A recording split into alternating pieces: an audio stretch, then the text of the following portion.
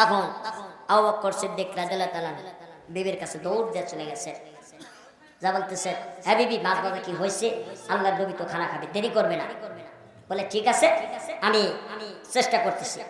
1 ঘন্টা ধরে মাছ বেচতেছি, কিন্তু আমার মাছ ভাজা হচ্ছে না। যেরকম সুবহানাল্লাহ, কেন কেন যেভাবে মাছ সেবাই হয়ে যায়। যেরকম সুবহানাল্লাহ। তাহলে একটা কাজ করেন। বলে কি? বলে আপনি একটু আল্লাহর নবীর কাছ থেকে একটু জেনে আসেন। যেরকম সুবহানাল্লাহ। ইমানদার মুসলমান, আবু বকর সিদ্দিক রাদিয়াল্লাহু তাআলা আনহু মায়ের নবীর কাছে চলে গেছেন। মায়ের নবীকে ডাক দেওয়া, ইয়া রাসূলুল্লাহ, ইয়া হাবিবাল্লাহ, হুজুর আপনারে আমি 1 লোকমা খানা খাওয়াবো, কিন্তু আমি কি দিয়ে খানা খাওয়াবো? আমি একটা প্রাণী আসছি, মাছ। এই মাছটা নিয়ে এসে আমার বিবির কাছে দিয়েছি, কিন্তু আমার বিবি উঠে এইবার যখন কারার পুরোটা দিয়েছে, কিন্তু এত চেষ্টা করতেছে, কিন্তু আর এই মাছ ভাজা হয় না।